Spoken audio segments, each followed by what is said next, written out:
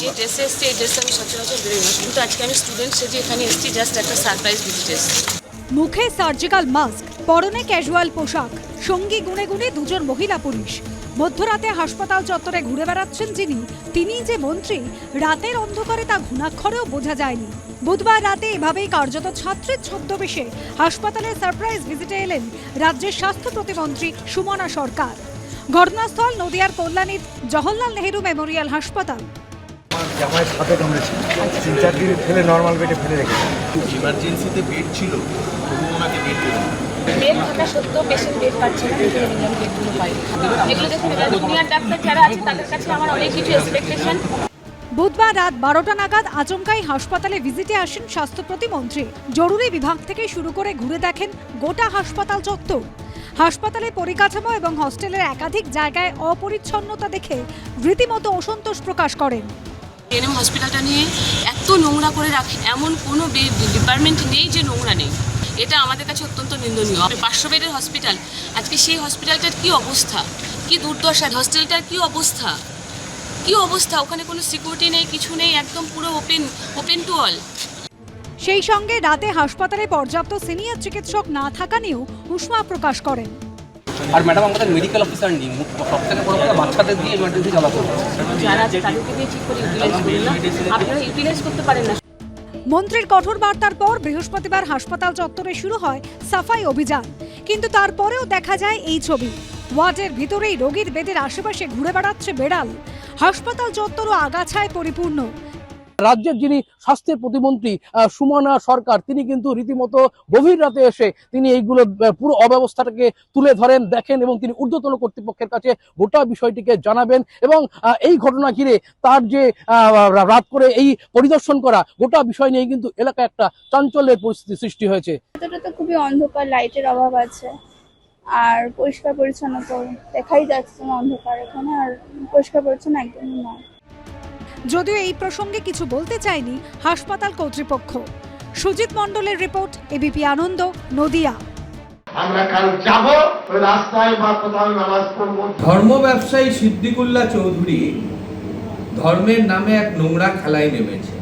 কলকাতা বিমানবন্দর চত্বরে মসজিদ ঘিরে বিতর্ক। প্রতিদিন যেখান দিয়ে ওঠানামা করে বহু বিমান, সেই নেতাজি সুভাষচন্দ্র বসু আন্তর্জাতিক বিমানবন্দরের সেকেন্ডারি রানওয়ের খুব কাছেই রয়েছে 136 বছরের পুরনো বাকরা মসজিদ। বিজেপির দাবি, এয়ারপোর্ট চত্বরে থাকা এই মসজিদের কারণে পরিকাঠামোগত সম্প্রসারণ করা যাচ্ছে না। নতুন বিজেপি সরকারের আমলে মসজিদ স্থানান্তরের লক্ষ্যে প্রাথমিক পদক্ষেপ করা হয়েছে। সুরক্ষার খাতিরে আপাতত বন্ধ করা হয়েছে বিমানবন্দর চত্বরে থাকা ওই মসজিদে গিয়ে নামাজ পড়ার রীতি। জাতীয় সুরক্ষা এবং বিমানবন্দরের নিরাপত্তা আগে দেখতে হবে। এই বিমানবন্দরের লোকেশন খুব গুরুত্বপূর্ণ নিরাপত্তার ক্ষেত্রে। চীন, বাংলাদেশ সব কাছে, এটা আন্তর্জাতিক বিমানবন্দর। এইখানে এইভাবে খুলে রাখা যায় না। আমরা তো ধর্ম পালনে কাউকে বাধা দিইনি। এতদিন কলকাতা বিমানবন্দরের 7 নম্বর গেট দিয়ে ঢুকে মসজিদে যাওয়া যেত, এখন সেই পথ বন্ধ করে দেওয়া হয়েছে বলে অভিযোগ করেছে বাকরা মসজিদ কর্তৃপক্ষ। এয়ারপোর্ট অথরিটির সিগনেচার অল আর রেকর্ডেড। অথরিটিকে আবার চিঠি দেব, আপনারা বাড়াবাড়ি করবেন না, নামাজ চলুক। 1 কোটি বাংলার মুসলমানকে অনুরোধ করছি, যদি মসজিদ জোর করে ভাঙে, বাংলার 4 কোটি মুসলমান প্রতিবাদ করবে। ধর্ম ব্যবসায়ী সিদ্দিকুল্লাহ চৌধুরী ধর্মের নামে এক নোংরা খেলায় নেমেছে।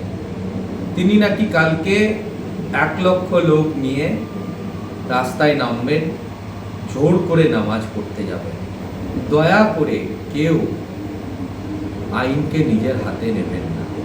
কলকাতা বিমানবন্দর কর্তৃপক্ষের তরফে জানানো হয়েছে, নিরাপত্তাজনিত কারণে বন্ধ রাখা হয়েছে 7 নম্বর গেট। প্রদীপ ভট্টাচার্যের রিপোর্ট, এবিপি আনন্দ, কলকাতা। আজকে আমি যে ড্রেসে এসেছি এই ড্রেসে আমি সচরাচর বেরোই না, কিন্তু আজকে আমি স্টুডেন্ট সেজে এখানে এসেছি জাস্ট একটা সারপ্রাইজ ভিজিট এসেছি। মুখে সার্জিক্যাল মাস্ক, পরনে ক্যাজুয়াল পোশাক, সঙ্গী গুনে গুনে দুজন মহিলা পুলিশ। মধ্যরাতে হাসপাতাল চত্বরে ঘুরে বেড়াচ্ছেন যিনি, তিনিই যে মন্ত্রী, রাতের অন্ধকারে তা ঘুণাক্ষরেও বোঝা যায়নি। বুধবার রাতে এভাবেই কার্যত ছাত্রের ছদ্মবেশে হাসপাতালে সারপ্রাইজ ভিজিটে এলেন রাজ্যের স্বাস্থ্য প্রতিমন্ত্রী সুমনা সরকার। ঘটনাস্থল নদিয়ার কল্যাণীর জওহরলাল নেহেরু মেমোরিয়াল হাসপাতাল। আমার জামাই সাপে কামড়েছে, 3-4 দিন ফেলে নর্মাল বেডে ফেলে রেখেছে। ইমার্জেন্সিতে বেড ছিল, তবু ওনাকে বেড দিল না। বেড থাকা সত্ত্বেও পেশেন্ট বেড পাচ্ছে না, কিন্তু আমি বেডগুলো পাই। এগুলো দেখুন, এবার জুনিয়র ডাক্তার যারা আছে তাদের কাছে আমার অনেক কিছু এক্সপেকটেশন। বুধবার রাত 12টা নাগাদ আচমকাই হাসপাতালে ভিজিটে আসেন স্বাস্থ্য প্রতিমন্ত্রী। জরুরি বিভাগ থেকে শুরু করে ঘুরে দেখেন গোটা হাসপাতাল চত্বর।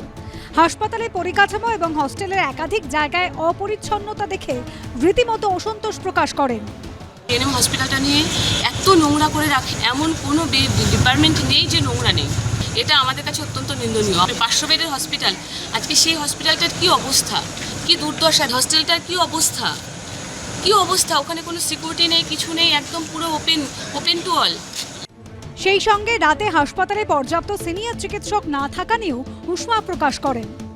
আর ম্যাডাম, আমাদের মেডিকেল অফিসার নেই, সবথেকে বড় কথা বাচ্চাদের দিয়ে ইমার্জেন্সি চালাতে হচ্ছে। যারা আছে তাদেরকে দিয়ে ঠিক করে ইউটিলাইজ করুন না, আপনারা ইউটিলাইজ করতে পারেন না।